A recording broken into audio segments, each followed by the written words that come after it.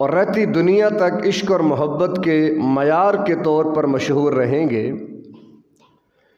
کہ بہت سے محب اور بہت سے محبوب گزرے ہیں، بہت سے ایک دوسرے سے محبت اور تعلق والے بھی گزرے ہیں، لیکن جو عقیدت، تعلق اور محبت حضرات صحابہ کا آپ صلی اللہ علیہ وسلم کے ساتھ تھا، اس کی مثال کوئی نہیں پیش کر سکتا۔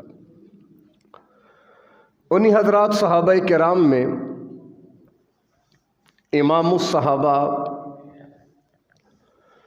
انبیاء کے بعد تمام انسانوں میں سب سے افضل ترین سیدنا ابو بکر صدیق رضی اللہ تعالی عنہ کی ذات بابرکات بھی ہے۔ چونکہ جمادی الثانی کا مہینہ چل رہا ہے اور ابھی جو ایام چل رہے ہیں 22 جمادی الثانی سیدنا صدیق اکبر رضی اللہ تعالی عنہ کا یوم وفات ہے، 22 جمادی الثانی، کہ اللہ کے نبی صلی اللہ علیہ وسلم کے اس عاشق صادق کی رحلت ہوئی، تو لہٰذا آج اسی حوالے سے چند گزارشات بطور ہدیہ تبریک کہہ لیں، خراج تحسین کہہ لیں، یا پھر محبین صدیق کے حوالے سے اپنا نام لکھوانا ہی کہہ لیں، ان کا مختصر سا تذکرہ اس بنیاد پر کہ میرے اور آپ کے لیے سیدنا ابو بکر صدیق رضی اللہ تعالی عنہ کی زندگی میں ایک اتنا بڑا نمونہ موجود ہے اور ایک اتنی بڑی مثال موجود ہے کہ آج تک کوئی اس جیسی مثال پیش نہیں کر سکا، نہ پیش کر سکتا ہے۔ سیدنا ابو بکر صدیق رضی اللہ تعالی عنہ کہ جن کا اپنا اصل نام عبداللہ تھا اور آپ کی کنیت ابو بکر تھی اور لقب صدیق و عتیق تھا۔ جیسے نام عبداللہ، اللہ کے بندے، تو اس ابدیت کا اثر اور تاثیر اسلام لانے سے قبل بھی سیدنا ابو بکر صدیق رضی اللہ تعالی عنہ کی زندگی کے اندر موجود تھی، کہ آپ کے بارے میں آتا ہے کہ آپ نے کبھی کسی بت کو سجدہ نہیں کیا۔ حالانکہ بت پرستی کا ماحول ہے، ہر طرف بت پرستی عام ہے، اور اسی معاشرے میں سیدنا ابو بکر صدیق رضی اللہ تعالی عنہ نے آنکھ کھولی، اس کے باوجود نہ تو کبھی آپ سے کسی گناہ اور معصیت کا ارتکاب ہوا، شراب نوشی عام تھی، جیسے ہمارے ہاں پانی پیا جاتا ہے اس طرح ان کے ہاں شراب پی جاتی تھی، لیکن آپ نے کبھی بھی شراب نہیں پی۔ بت پرستی عام تھی، ہر گھر میں بت موجود تھے، لیکن آپ رضی اللہ تعالی عنہ نے کبھی بھی کسی بت کو سجدہ نہیں کیا۔ گویا پیدائشی طور پر آپ سلیم الفطرت انسان تھے اور سمجھتے تھے حالات، اور سمجھتے تھے کہ صحیح اور غلط کیا ہے۔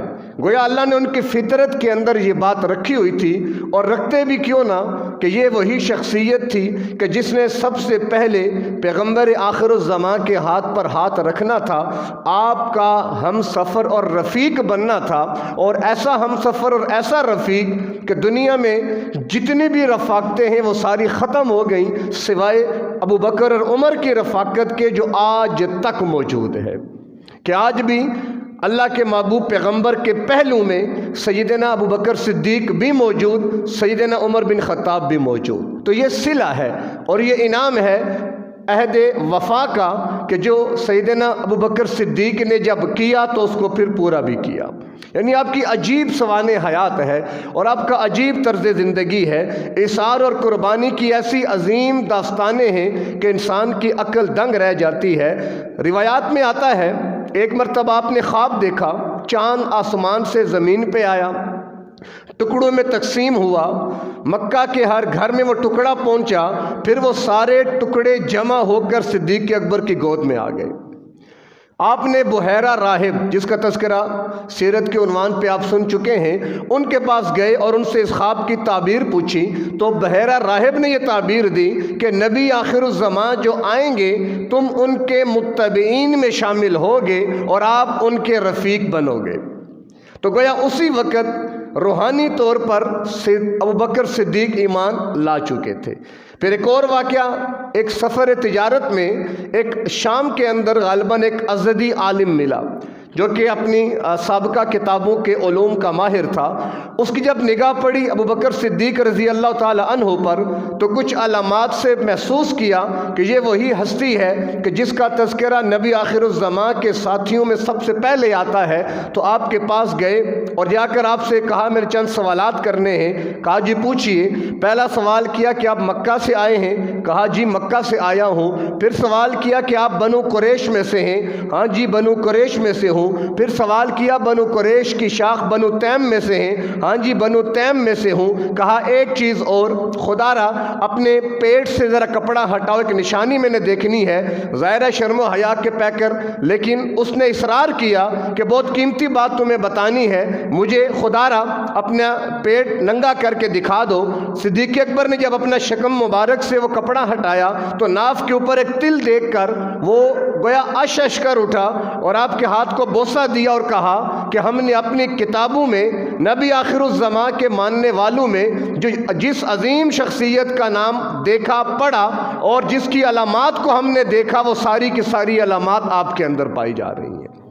تو اس نظریے پر مزید پختہ ہوئے۔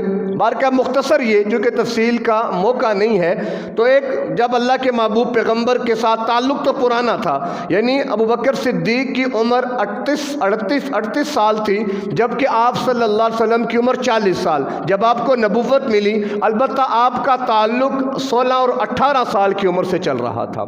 گویا آپ کی صحبت اللہ کے محبوب پیغمبر کے ساتھ رہی۔ اللہ کے محبوب پیغمبر کا تعلق جوانی سے ہی صدیق اکبر کو میسر آیا، اور ظاہر ہے الناس علی الرجل علی دین خلیلہ کہ آدمی اپنے دوست کے دین پر ہوتا ہے۔ دوست آدمی کی پہچان ہوتا ہے۔ اگر کسی کی پہچان یا تعارف لینا ہو تو اس کے دوستوں سے پوچھو کہ دوستوں کے مابین پردہ نہیں ہوتا، دوست تعارف ہوتے ہیں۔ اسی لیے بڑے حضرات کہا کرتے ہیں کہ جب بھی دوست بنانا ہو تو سوچ سمجھ کے بنایا کرنا کہ دوست بعد میں تعارف بن جاتے ہیں۔ کہ ایسا نہ ہو کہ تعارف کے اندر آئے اچھا وہ فلاں کا دوست، اچھا فلاں کا دوست، تو فلاں کی وجہ سے کہیں آپ کے اوپر کوئی اعتراض نہ آ جائے۔ اور ابو بکر وہ شخصیتیں کہ جن کو دوستی ملی تو اللہ کے محبوب پیغمبر کی ملی، آپ کی صحبت میں رہے۔ 2 سال آپ سے چھوٹے تھے۔ جب آپ نے نبوت ملنے کے بعد اپنے دوست ابو بکر صدیق سے اس بات کا اظہار کیا تو فوراً ابو بکر صدیق نے ہاتھ بڑھا کر آپ کے ہاتھ پر ایمان لایا۔ اللہ کے نبی فرمایا کرتے تھے کہ میں نے جس کے سامنے یہ دین کی دعوت پیش کی، ہر ایک نے سوالات کیے، مجھ سے بحث مباحثہ کیا، اس کے بعد جا کر ایمان لائے سوائے ابو بکر صدیق کے کہ یہ وہ شخصیت ہے کہ جب میں نے اس کے سامنے اسلام کی دعوت کو پیش کی تو بلا سوچے سمجھے اس نے فوراً مجھ پر ایمان قبول کر لیا، فوراً ایمان لے آئے۔ اور لاتے بھی کیوں نہ، رفاقت تھی، دوستی تھی، تعلق تھا، اور دوستوں سے تو راز چھپے ہو نہیں ہوتے۔ پھر کچھ وہ خواب، پھر کچھ علامات، پھر اللہ کی طرف سے ایک چناؤ تھا۔ بنیادی بات چناؤ، جیسے صحابی یہ رسالت اور نبوت یہ اللہ کا چناؤ ہوتا ہے۔ اللہ اپنے بندوں میں سے اللہ یصطفی من الملائکۃ رسلا ومن الناس کہ اللہ تعالیٰ چن لیتے ہیں لوگوں میں نبی اور رسول۔ تو جیسے نبوت اور رسالت یہ اللہ کی عطا ہے، نبی اور رسول اللہ کا چناؤ ہے، تو صحابیت کا جو مقام اور درجہ ہے یہ بھی اللہ تبارک و تعالیٰ کا چناؤ ہے۔ جیسے نبی اور رسول اللہ بنائے تو بنتا ہے، کوئی اپنی محنت کی بنیاد پر نبی اور رسول نہیں بن سکتا، اسی طرح صحابی بھی وہی بنے گا جس کو اللہ چاہے گا۔ اللہ نہ چاہے تو کوئی صحابی بھی نہیں بن سکتا۔ تو نبوت اور رسالت بھی اللہ کی عطا، صحابیت بھی اللہ کی عطا۔